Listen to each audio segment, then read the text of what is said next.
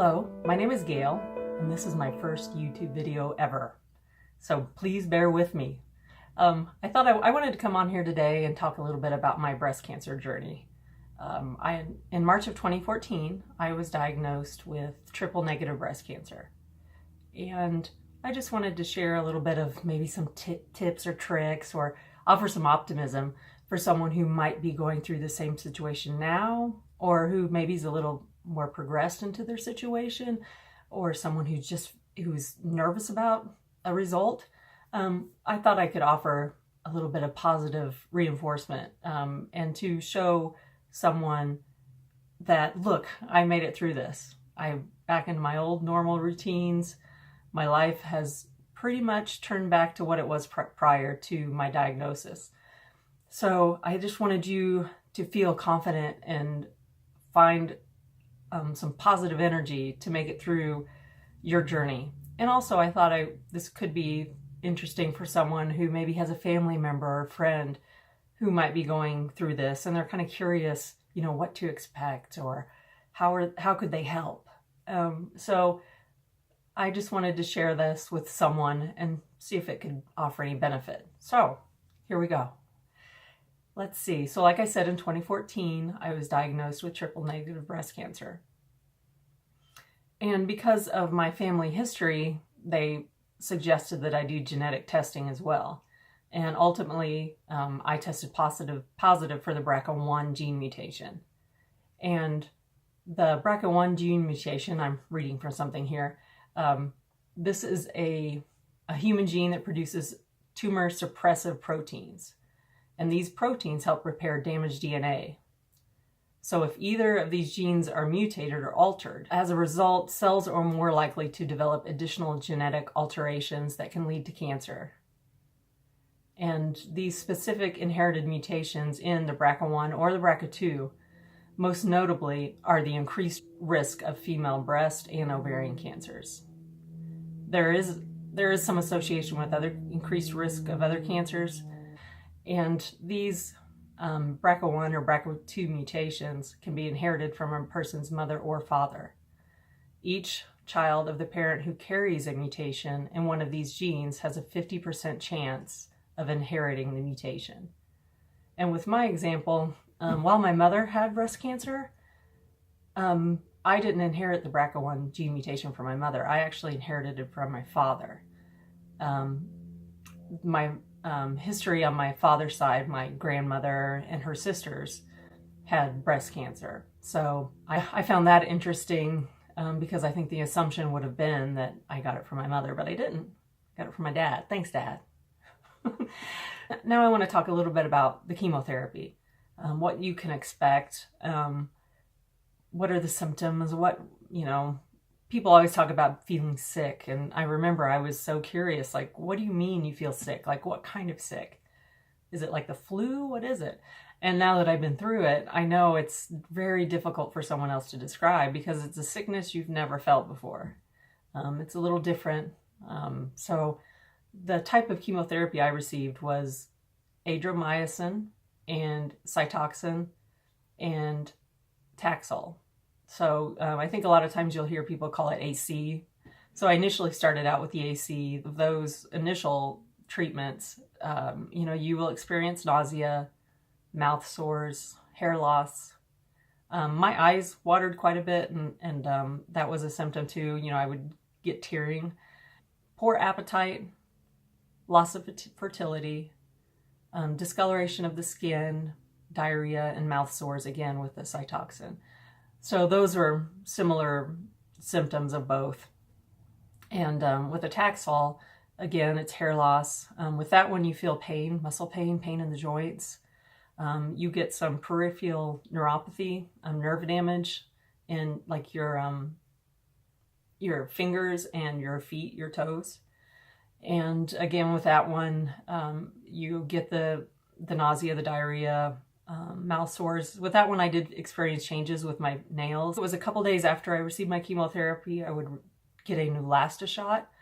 And what this Neulasta shot does, it stimulates the growth of healthy white blood cells in bone marrow. And so with some of the symptoms of the chemotherapy, I wanted to give a couple tips of things that I did. With the nausea, they do give you medication that helps with that.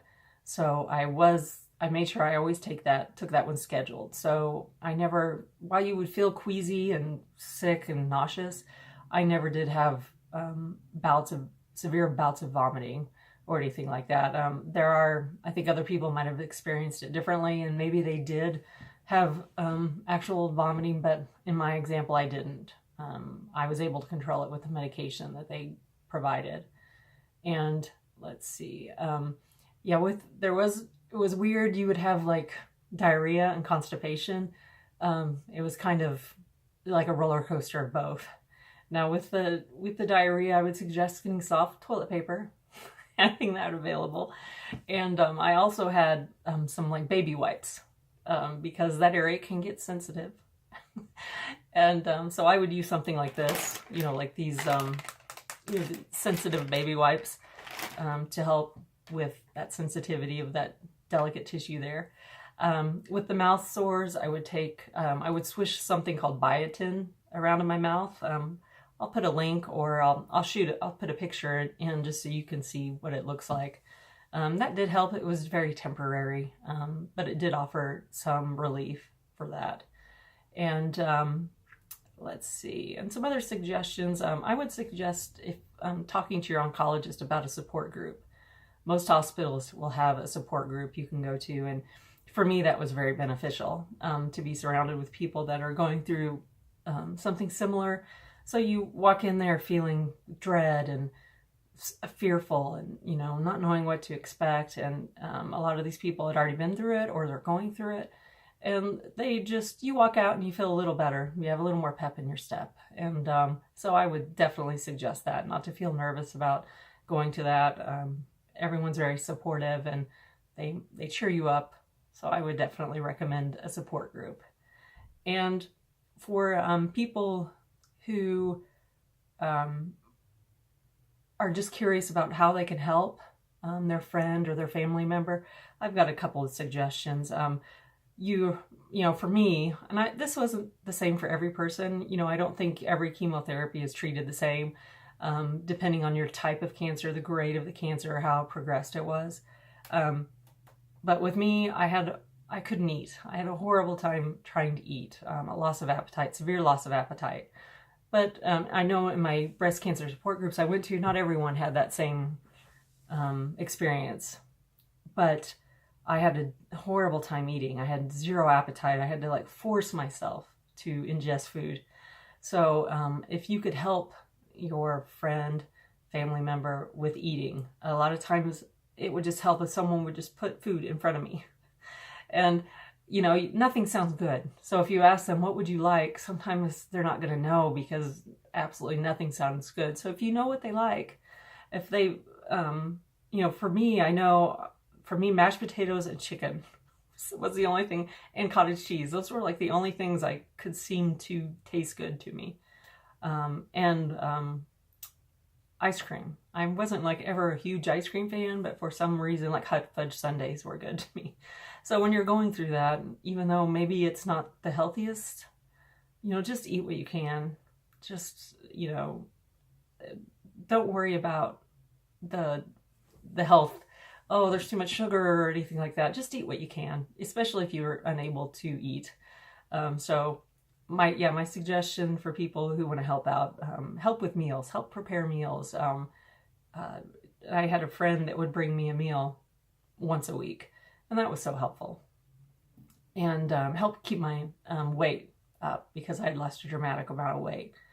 And also if you have pets, cats or dogs, because your immune system is so suppressed, you're more susceptible to viruses, bugs, colds. So they'll need help with cleaning up the pet feces. So I had a cat, so my husband had to clean the litter box. I couldn't risk being exposed to those kitty poop. And some don'ts, when someone is feeling so crappy and you feel terrible and you're exhausted because you're sleep deprived, because you have a difficult time sleeping, don't tell someone that, oh, it could be worse, because right now for them, this is rock bottom, you know, and it's too difficult for them to imagine it being worse. So that while I know that you're thinking it's offering, oh, don't worry, it could be worse, you're going to make it. It doesn't really help. That doesn't help with their situation. So don't tell them it could be worse. And with me, I was so sleep deprived, and the chemotherapy can affect, I think, just your mental function. I was always upset and really blue and down in the dumps. So don't raise your voice to somebody if they're upset and you don't know what to do. Just don't raise your voice to them. And so that's one suggestion. And because you feel so terrible and you don't want to feel more terrible. And when my hair started growing back, everyone would touch my head. For some reason that bothered me. I don't know if it will bother everyone.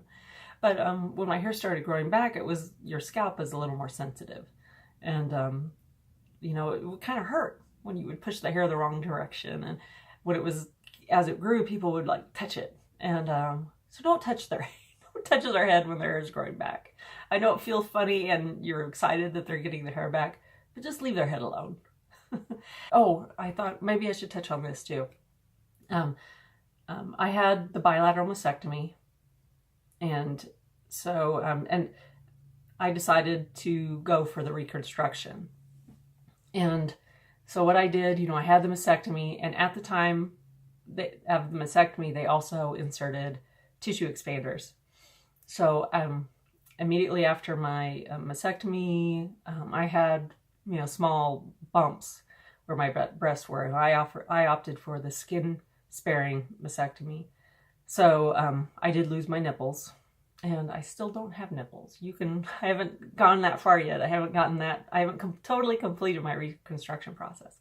So, you know, so I did, like I said, I had the bilateral mastectomy. I had the tissue expanders placed, and they were below the muscle, and they use a type of cadaver tissue to support the base of the tissue expander. And then after I finished my chemotherapy, they did replace the tissue expanders with breast implants. So, and I did have some expansions, but unfortunately I didn't have a lot of tissue, so I wasn't able to get expansions, and that's where they inject some saline into the tissue expander. It expands them and helps expand that tissue and that muscle to allow a pocket for the breast implant. So, like I said, after I finished the chemotherapy, then I had the breast implants placed in. So that's where I'm at, and I have not finished my nipple reconstruction. I have not done that yet, but that's going to get scheduled soon. I kind of was dragging my feet on that. And I also thought I would mention, I also did have my ovaries removed, and I had that done probably a month after the breast implant surgery. Then I had my ovaries removed. And there are some other topics, like, you know, it was instant menopause. So that could be something I talk about later if you're interested in hearing more. So I did go through menopause, first chemical menopause because of the chemotherapy, and then surgical menopause after the removal of my ovaries. So I'm sure there's some more I could mention, but I don't want to drag this out too long. If you'd like me to elaborate on something, please post a question. I'd love to answer it. In a different video, if you'd like, I could post some pictures of my hair loss. I know that's a big issue when people talk about chemotherapy, was losing their hair. While it was very scary for me, in the end, you know, as it went on, it wasn't as important to me as I thought it would be, because there were benefits. Like, my hair wasn't everywhere. You know, like now my hair is everywhere. When you're bald, it's not everywhere. You don't have all that hair to clean up. Your drains don't get clogged. So anyway, if you have more questions and you'd like me to elaborate on things, please feel free to ask me. I'd love to answer those questions. If I can cheer you up a little bit, I'd love to. So I hope you have a good day. I hope this offered some help to people, and we'll see you soon. Take care. Bye-bye.